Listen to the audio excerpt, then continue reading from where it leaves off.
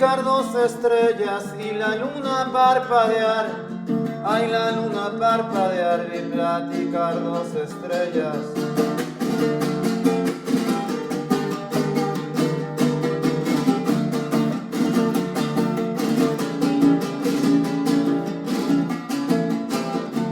Yo miré que una de ellas casi a punto de llorar decía el amor deja huellas que no puedes olvidar.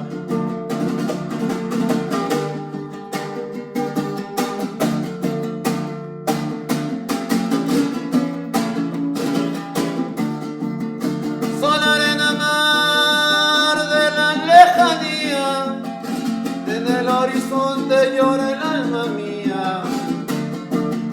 Mañana me iré y te olvidaré. Si algún día regreso, me las cobraré.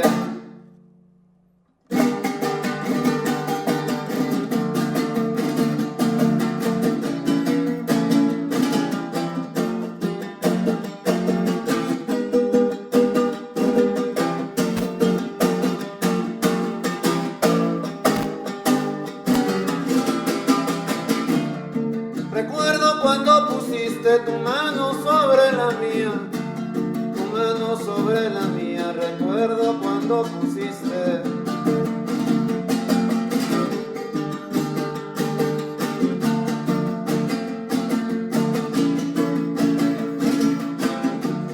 Que llorando me dijiste que nunca me engañarías, no entiendo por qué lo hiciste, si decías que me querías.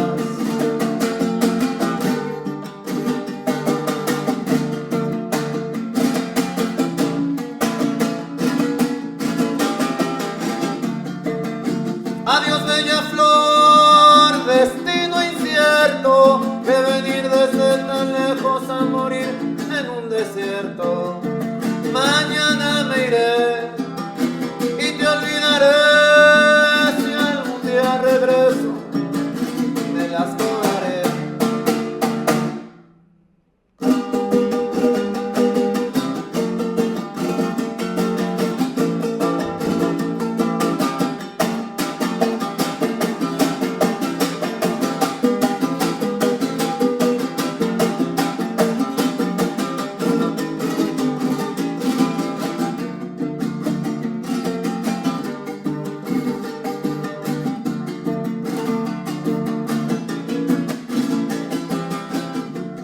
Me hiciste soñar despierto, me endulzaste como miel, me endulzaste como miel, me hiciste soñar despierto.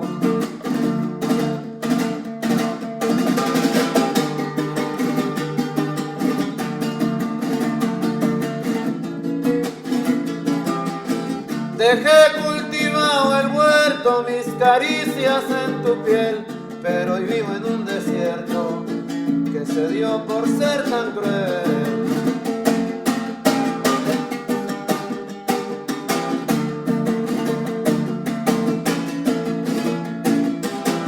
Dale tiempo a la ternura y duélete de mi canto, que siendo tu una hermosura martirizaste mi encanto.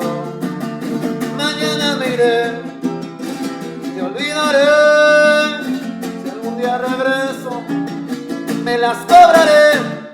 ¿Qué canción?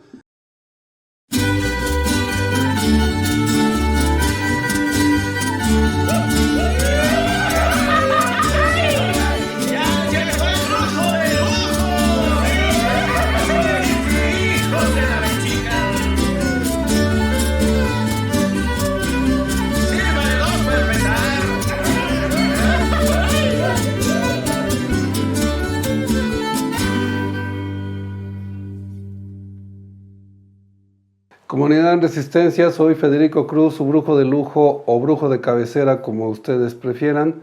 Vamos a dar inicio a otra viernera.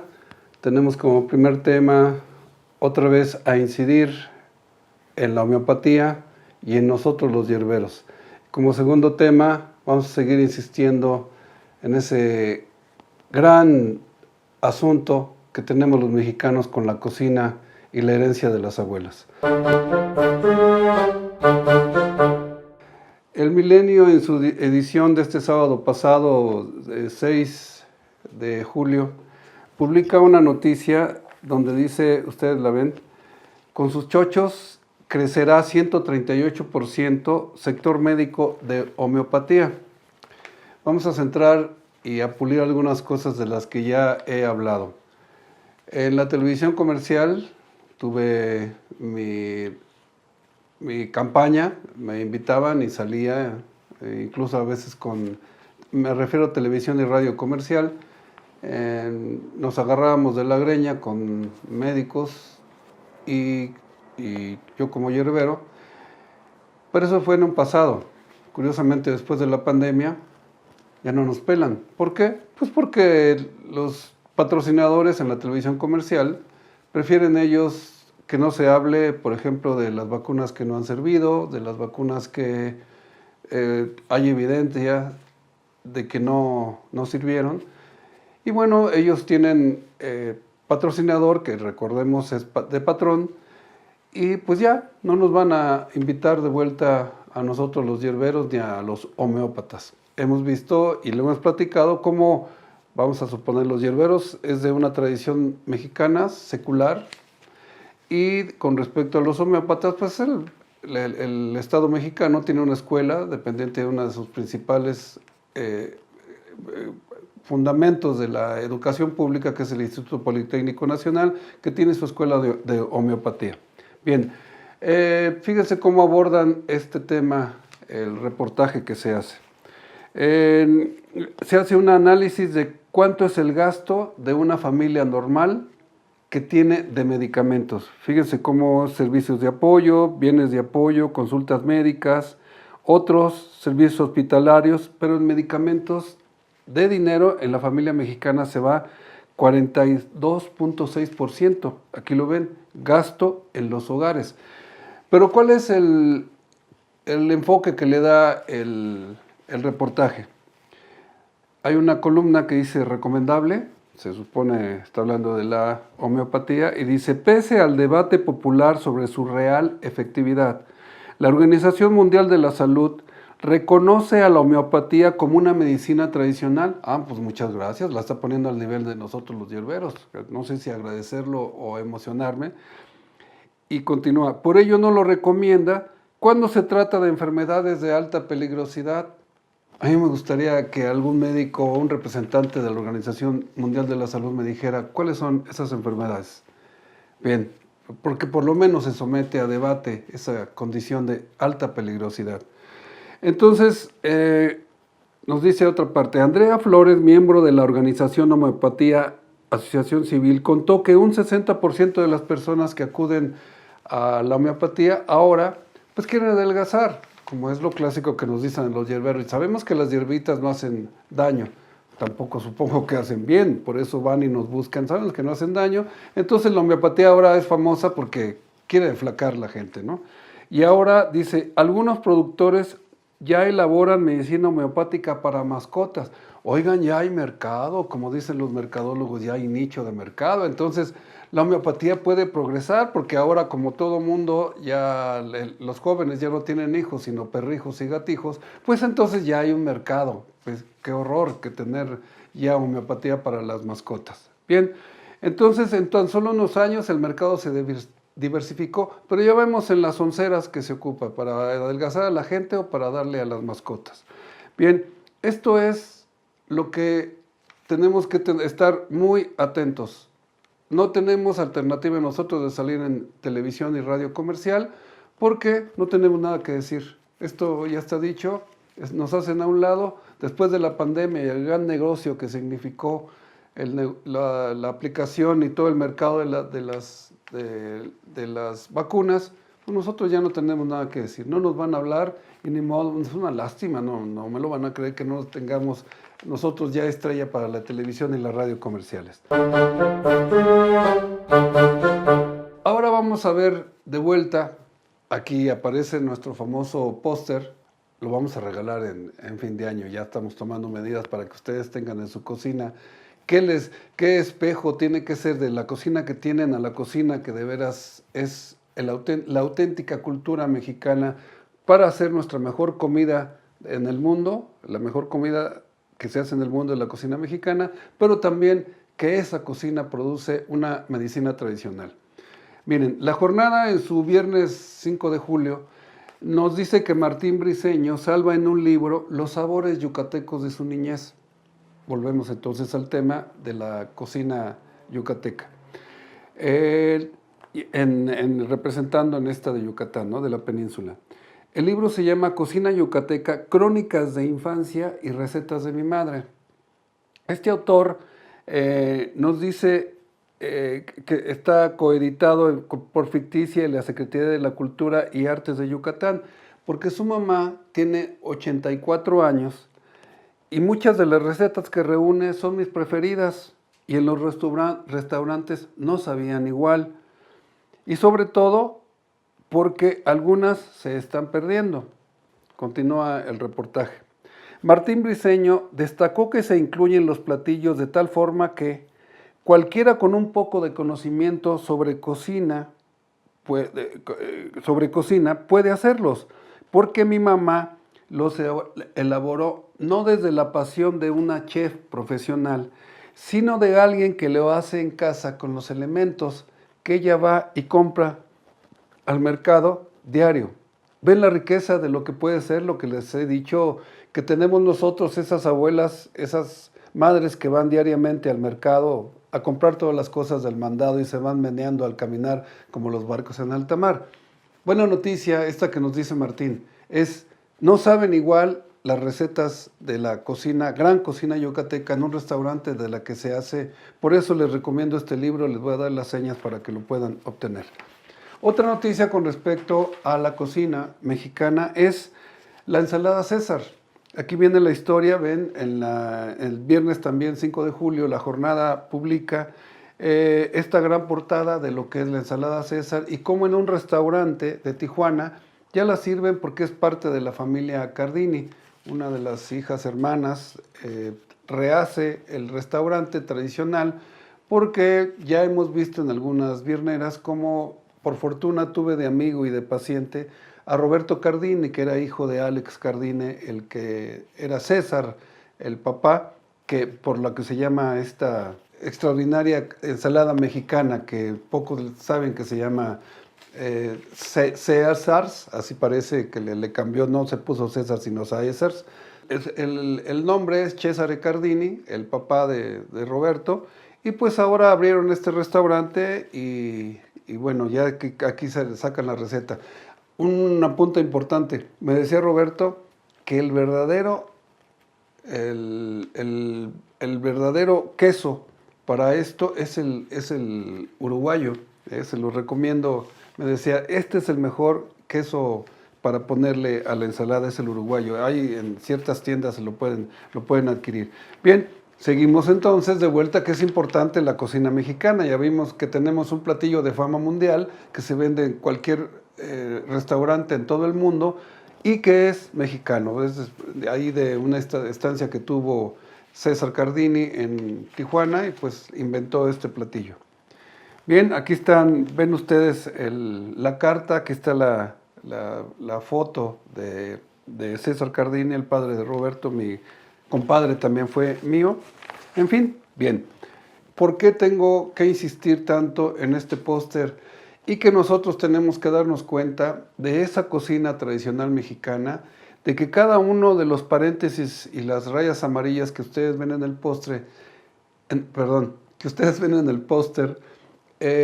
eso tiene que ver porque tiene su historia y de eso vamos a seguir hablando en las subsecuentes vierneras. También otra parte importante, ¿se acuerdan de Gabriel Canales? Cuando nosotros hicimos un cuadro que hizo Gabriel, que yo se lo iba a entregar al Wikileaks y que siempre no, que finalmente algún día se lo entregaré, el Wikileaks, el que fue chismoso de los crímenes que hace el ejército de Estados Unidos. Y entonces hablamos de que Gabriel Canales pertenecía a una asociación que publicaba recetas y que se llama La Jaliscocina. Y de repente ellos encuentran que Gabriel dice, pues no puedo decir recetas tradicionales porque yo tengo las mías. Él tenía su feeling especial, su sentimiento que podía hacer recetas originales y nosotros hablamos de esas recetas que tiene Gabriel. A quien le interese se las podemos pasar.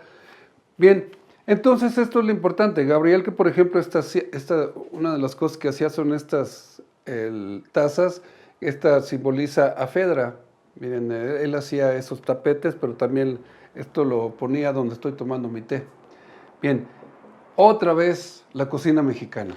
Bien, entonces decía que vamos a conocer una historia que parece normal. Les publico esta fotografía de una mujer bella por dentro y por fuera. Flora Purata. Acaba de morir ella. Puede ser una muerte normal producida por el cáncer, que tuvo derivaciones ya a varias partes de su cuerpo. ¿Por qué me interesa hablarles de esto? Vamos a hablar de un chavo, o sea, yo, a los 25 años con un problema de estómago ya irremediable para los médicos y deciden que van a hacer una intervención quirúrgica. No estoy de acuerdo, porque a mí inmediatamente me acordé de un sátrapa, uno de los peores dictadores que ha impuesto Estados Unidos. Ojo, porque Roosevelt decía, sí, sabemos que es un hijo de P, pero es un hijo de P nuestro. Eso dijo un presidente de Estados Unidos. Porque ahora a todo el mundo le sorprende que no se le puede inculpar a un presidente de Estados Unidos mientras está en el ejercicio y le perdonan todos los pecados que tiene Truman. Pues eso es lo que ha hecho un presidente de Estados Unidos. Siempre lo han tenido, no otra cosa que lo digan, pero siempre ha habido esa hipocresía que siempre han tenido ellos permiso para hacer lo que quieran. Bien, entonces cuando yo me entero que me van a quitar el estómago y me van a poner y lo dicen los médicos como si hablaran de tomarse un dulce y luego ya te gustó o no, una bolsita para comer y otra para descomer, me niego.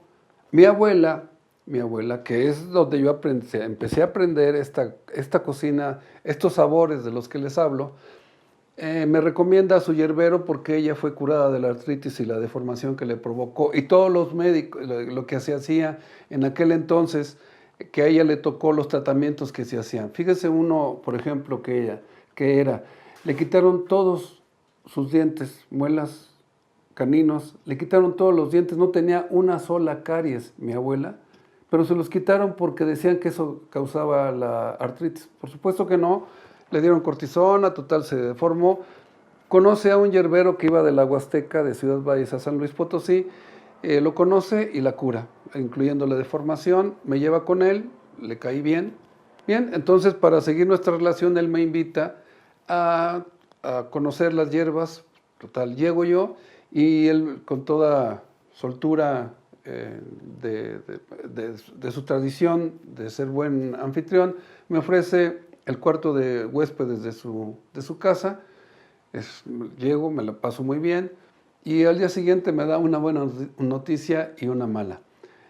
No le caí bien a su esposa, entonces no me puedo quedar en el cuarto y esa era la mala. La buena noticia es que me puedo quedar en su casa, pero en la cochera, por supuesto en el piso. Bien, entonces yo no tenía suficiente dinero, yo tenía mi plaza administrativa y mi plaza académica en la UNAM, no podía seguir yo trabajando en eso, estaba recién casado, y entonces yo tenía los gastos muy limitados. Entonces, bueno, pues yo tenía que alimentarme con lo que podía, lo que me daba mi presupuesto, porque los tés además me estaban cayendo muy bien. Y hice una amistad de un ingeniero civil, porque le di tratamiento entre la gente que empiezo a conocer, y me lleva a su casa. Su esposa me dice, que es Flora Purata, ¿por qué estás tan flaco? Y le digo, pues es que estoy en tratamiento. No, pero no es eso, tú puedes, ¿por qué estás tan flaco? Digo, pues es que me tengo que alimentar muy selectivamente porque pues la comida me cae muy pesada, cualquier picante. No puedo hacerlo porque estoy bajando de peso, pero me estoy sintiendo muy bien. Me dijo, no, ven, yo te voy a hacer algo para que puedas nutrirte con lo que te voy a dar. Me hacía unos caldos de pollo, de veras, de recordarlo, se me hace agua en la boca, pero también como que se me afloja una lagrimita. Y curiosamente, fíjense ahora que estamos hablando de todas las pláticas que hago con respecto al póster, me decía que al caldo de pollo, cuando uno está enfermo, hay que agregarle cubitos de jitomate y masticar el jitomate, porque la semilla era buena cuando uno estaba enfermo. ¿Se acuerdan cómo dice la canción del Querré que los caldos de gallina con todos sus materiales? Uno de los materiales es el cubito, no está hablando de pollo Maggi, eso es un negocio, esos son químicos. Un cubo de jitomate y echárselo al caldo y masticar. Y de pronto, ¿por qué mastica? Pues por la semilla del jitomate que tanto platico en mis inicios de consulta con las mujeres que van a la consulta. Bien, entonces ya tenemos que alguien me tiende la mano a los 25 años de edad, cuando uno le interesa a poca gente, pues uno empieza a hacer una macetita de lo que posteriormente sea. Una plantita, pues ahí a lo tarugo va creciendo y pues es muy difícil que le tiendan la mano a uno. Y pues me la atendió esta mujer y les cuento un poco su historia. Yo estaba feliz de poder ya comer un caldo decente, decía mi abuela. Y entonces ella, fíjense, es una de 18 hermanos. Ella me contaba con un anhelo de que en su niñez ella esperaba que fuera al kinder. Y pues ella, cuando sabía, ya por intuición, imagínense, una de 18 hermanos, era la última, ella se levantó temprano el día que se levantaban sus hermanos porque sabía que iban a ir a la escuela. Y el papá le dijo, no, tú no vas a ir a la escuela. Tú te vas a quedar aquí para ayudarle a tu mamá. En ese momento él ya tenía 5 años cuando le puso enfrente de ella masa, 8 kilos de masa para hacer el desayuno que correspondía para sus hermanos, y desde los 5 años empezó a trabajar 8 kilos de masa para el desayuno y a las 12 del día 8 kilos de masa para la comida. Entonces no podía ir a la escuela. A ella le tocó, los 17 años que está en casa de los papás, sin salir nunca de esa cocina, pues eso es un montón de trabajo. No sé, ustedes, las mujeres que han ido a la carnicería, imagínense, 8 kilos para una niña de 5 años. Y bueno, eso era lo que hacía. Pero nunca perdió, después de esta vida que aparentemente es terrible, ella nunca le faltó la sonrisa ni una afabilidad para preguntar, como a mí, ¿por qué estás tan flaco? Y ofrecer la oportunidad de darme ella la comida que me podía hacer bien. Bien, entonces ella finalmente se casa a los 18 años con el ingeniero que les platicaba, con el ingeniero civil, ingeniero constructor, y pues a partir de entonces pues fue una referencia muy absoluta para mí, desde ese caldo, desde esa explosión de ternura.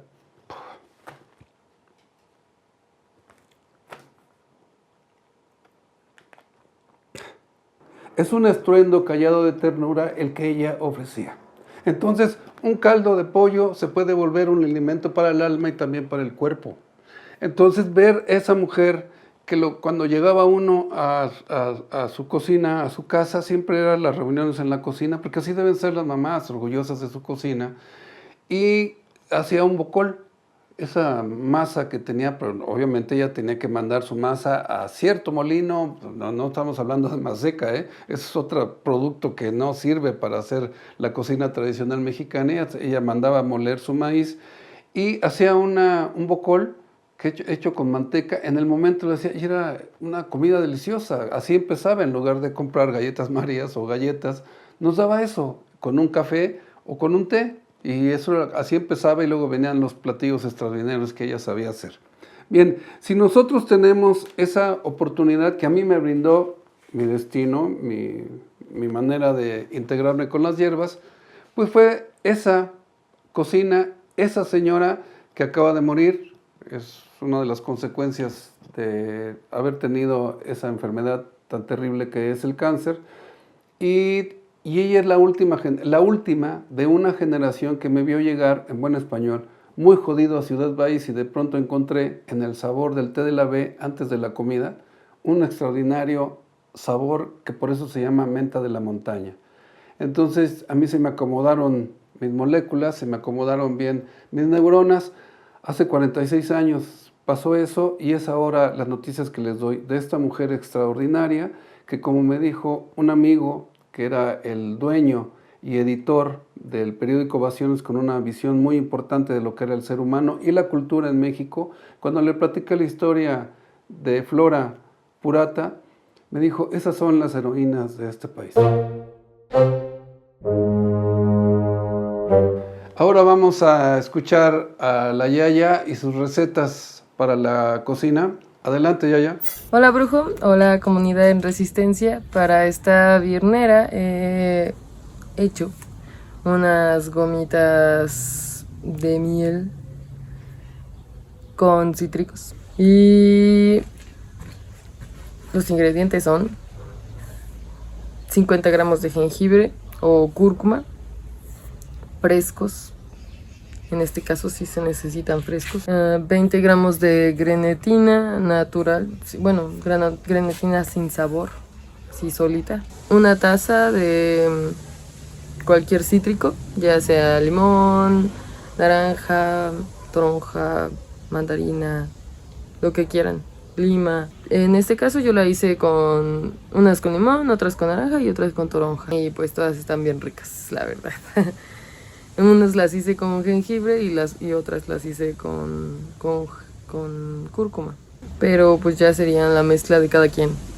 Una cucharada de miel o 2 cucharadas de miel. Ya depende de ustedes, qué tan dulce o no tan dulce. Y por último, 1/4 de agua purificada. Ahora sí vamos con el procedimiento que... Bueno, pues primero empezamos con pelar el jengibre o la cúrcuma. Lo primero es pelar el jengibre con una cucharita o la parte sin filo de un cuchillo. Le vamos raspando la pielecita, muy sencillo, y no se pierde casi nada de la raíz, es solo la cascarita lo que se levanta.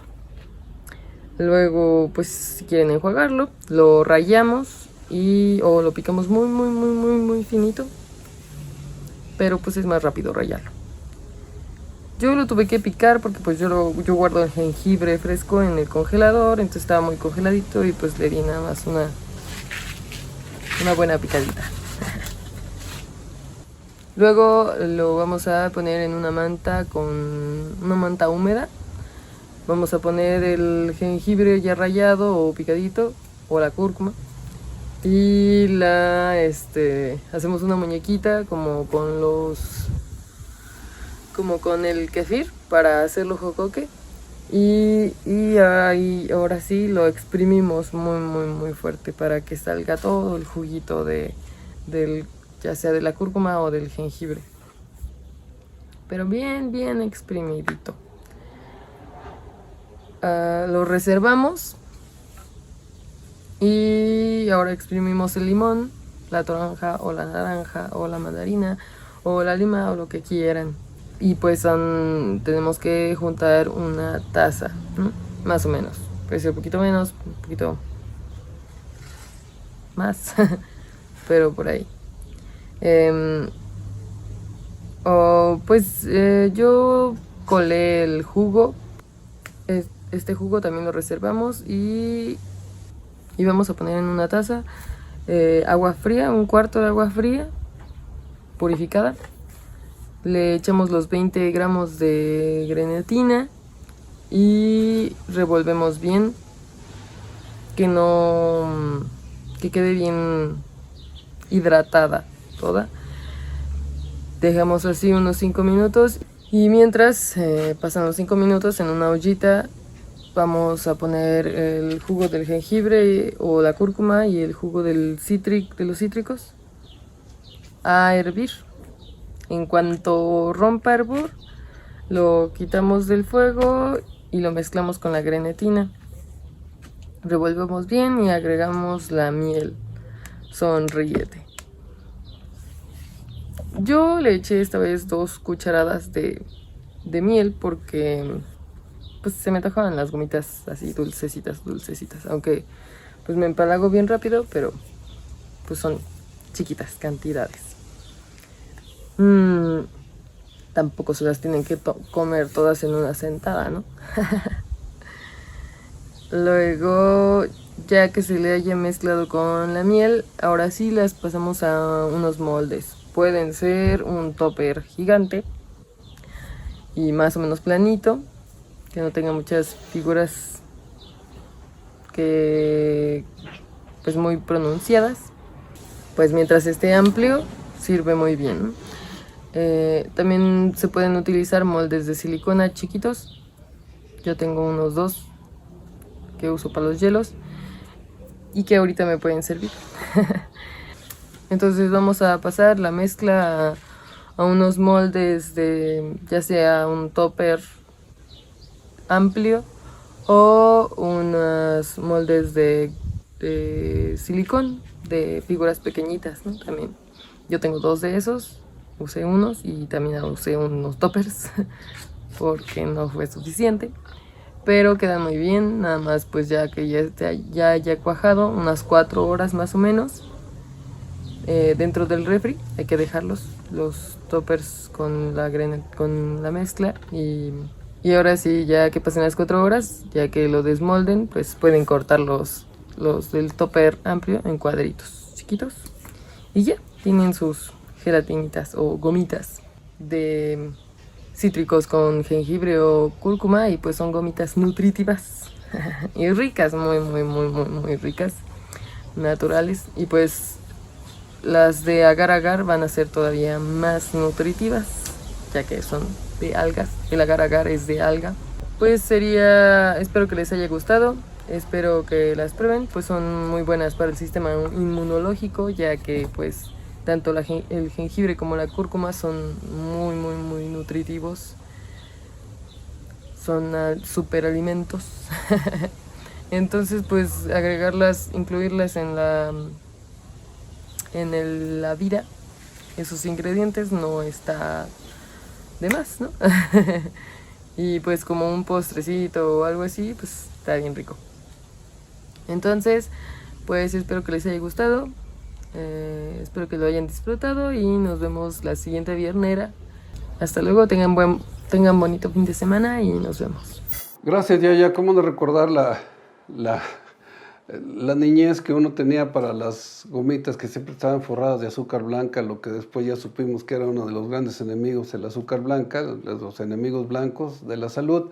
Qué bueno que nos das para esos momentos que uno tiene ganas de una gomita y recordar su niñez. Gracias, Yaya, por esa receta.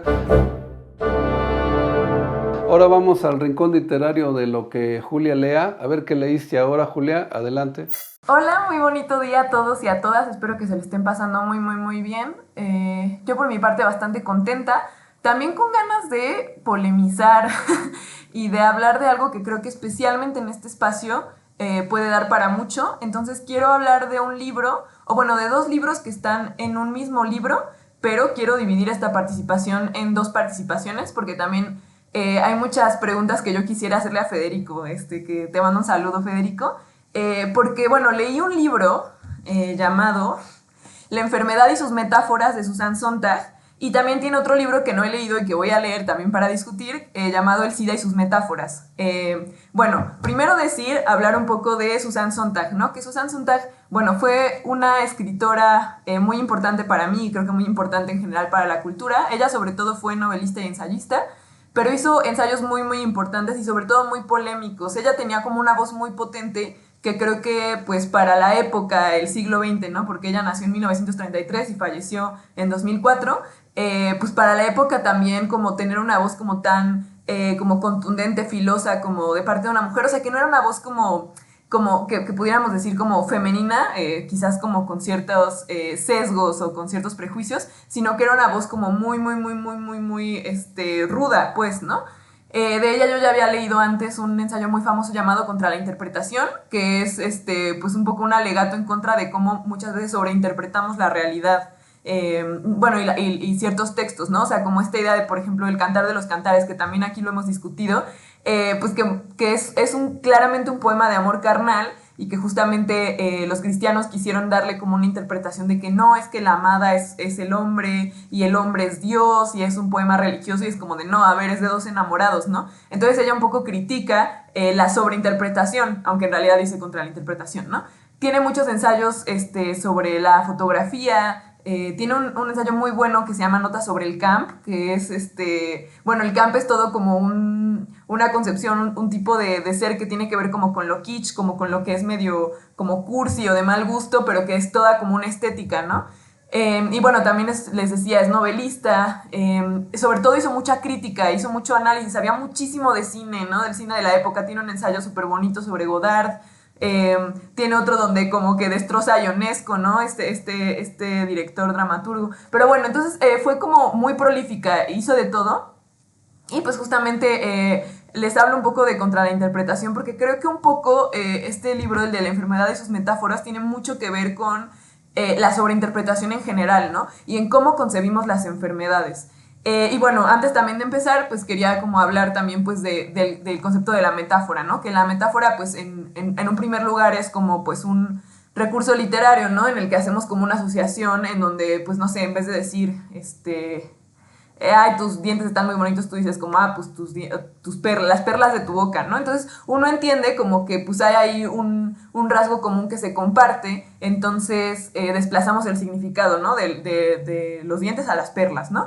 Pero lo interesante es que en realidad esto no solo vale para la literatura, sino que siempre estamos metaforizando y quizás es un poco inevitable, porque creo que el ser humano tiene como condición ser bastante poético en general, pero justamente creo que Sontag es muy lúcida al decir que quizás con ciertas cosas nos estamos pasando de lanza, ¿no? Entonces ella comienza, bueno, les digo, este libro que tiene dos grandes ensayos largos, primero es uno, La enfermedad y sus metáforas, y otro es El SIDA y sus metáforas. La enfermedad y sus metáforas aborda mucho más específicamente la tuberculosis y el cáncer como grandes como enfermedades que justamente posibilitan muchas metáforas. Pero lo que es muy interesante es que ella comienza diciendo, la enfermedad no es una metáfora, el cáncer no es una metáfora, ¿no? O sea, ella dice como, mientras más nos demos cuenta de que el cáncer no es una metáfora, sino una condición pues bastante desafortunada, pues como que podremos quizás quitarle ciertos estigmas que hay a las enfermedades, ¿no? Ella comienza diciendo eso, pero pues todo el libro es justamente el análisis de las metáforas que le hemos dado al cáncer, ¿no? Entonces eso es súper interesante porque, pues, por ejemplo, pensar en esta idea de que, no sé, en uno de los apartados de este ensayo habla de cómo relacionamos la enfermedad con el mal social, ¿no? O sea, hablamos de que el Estado está enfermo, sus órganos están dañados, ¿no? O sea, como que hay un lenguaje que se parece mucho, o por ejemplo también como muchas veces utilizamos un lenguaje bélico para la enfermedad, ¿no? Es como, las células están invadiendo el cuerpo, hay que contraatacar, hay que defender, ¿no? Entonces como que ella un poco dice, bueno, es que esto no es simplemente algo como ingenuo, sino que en realidad pues sí está como recreando y como reproduciendo una visión de mundo que puede como en realidad hacernos bastante daño, ¿no? Y bueno, lo que es muy interesante es que justamente analiza primero un poco como la tuberculosis, que es una enfermedad que de alguna forma ya superamos, pero como ciertas cosas de la tuberculosis como que se heredaron hacia el cáncer y otras no. Por ejemplo, esta idea de que pues, la tuberculosis tenía que ver como con por un lado, o con una sensibilidad exacerbada o como con la falta de sensibilidad. Pero en el caso del cáncer, pues como que relacionamos mucho el cáncer a esta cosa como de, pues es que está reprimiendo, la represión, ¿no? O sea, está reprimiendo sus sentimientos y por eso le pasó lo que le pasó, o en buena medida, ¿no? Y ella un poco lo que dice es como, es que no, o bueno, no completamente porque entonces sería de alguna forma culpar al paciente de lo que le está sucediendo, ¿no? Y si bien, también en una parte muy interesante dice como, bueno, si bien los tipos de cáncer han aflorado, en esta época moderna, lo cierto es que el cáncer lleva mucho tiempo existiendo, ¿no? Aunque quizás no se le dijera así, aunque sí, la verdad es que yo pensé que el cáncer era algo bastante moderno y en realidad pues, se habla de él, o sea, toda la historia de la cultura ha hablado de él, ¿no? Entonces, justamente, ¿no? O sea, como que aunque pensemos que el cáncer es algo moderno y quizás sí culpemos de ciertas cosas, pues no sé, a la polución, a los microondas, a no sé qué, pues en realidad como que siempre ha existido, ¿no? Entonces también quizás hablar como de ciertas cosas que hacen específicamente que te dé cáncer, pues quizás no es del todo cierto, ¿no? Y en ese sentido yo también quería preguntarle a Federico como cuál es la postura de Sonríete o desde dónde como que están pensando en la enfermedad, porque por un lado yo sí creo que obviamente estar feliz, estar contento, estar pleno, estar sano, pues reduce enfermedades y nos hace como pues sentir mucho mejor, pero por otro lado pues sí quizás pensar que al final quizás es muy mala suerte una disposición genética, ¿no? O sea, bueno, en el caso de la tuberculosis pues era como entre que estar en el lugar equivocado, porque pues era este bacilo que te atacaba por el cáncer, es mucho más misterioso. Y justamente Sontag dice eso, ¿no? O sea, un objeto, una situación, un tema, mientras más misterioso sea, pues más va a dar pie a la metáfora, ¿no? Porque justamente no es una metáfora unívoca, ¿no? No es como dientes, perlas, o sea, es como cáncer, muchísimas cosas, ¿no? O sea, como justamente como el estado de la sociedad, la represión emocional, la falta de cuidado de uno mismo, ¿no? Por otro lado, en algún momento se habla como de cómo el cáncer también tiene, o sea, como que metaforiza mucho como el sistema económico en el que vivimos, ¿no? Esta necesidad de expansión, de crecimiento anómalo y raro, ¿no? O sea, que es como el capitalismo, pues, ¿no? Entonces, bueno, creo que es una discusión que yo quise traer aquí y que me interesaría como saber cuál es nuestra postura, porque creo que muchas veces sí reproducimos estas metáforas. Por ejemplo, cuando decimos que alguien es un higadito, nos cae muy mal, es como, es que es un cáncer, ¿no? O sea, como, claro, o sea, como que sí pensamos que el cáncer es muy, muy atroz y es muy terrible, pero como que es muy duro pensar que pues alguien que tiene cáncer, pues escuchar eso, ¿no? O sea, como que quizás, pues uno no escoge de ninguna forma que le haya pasado eso y la sociedad lo trata como, o sea, el cáncer lo trata como si fuera lo peor, lo más como ominoso que podría suceder, casi que cáncer sinónimo de muerte, incluso Susan Sontag lo dice, ¿no? Entonces, bueno, yo quiero como discutir eso y bueno, después que el próximo viernes discutamos el SIDA y sus metáforas, que pues es muy interesante porque yo creo que Susan Sontag escribió este libro, yo creo que antes de que se empezara a disgregar el SIDA como epidemia, y entonces yo creo que pues después dijo como, bueno, también tengo que hablar de esto porque también obviamente aquí hay una metáfora muy pues moral e interesante, ¿no? Como para analizar, ¿no? Entonces, bueno, solo les quería leer algunos fragmentitos para ver como qué pensamos y discutirlo, ¿no? Dice... tanto el mito de la tuberculosis como hoy el del cáncer sostienen que uno es responsable de su propia enfermedad, pero la imaginaria del cáncer es mucho más punitiva. No hay dudas de que, siguiendo los criterios románticos sobre el carácter y la enfermedad, estar enfermo por exceso de pasión no deja de tener su encanto.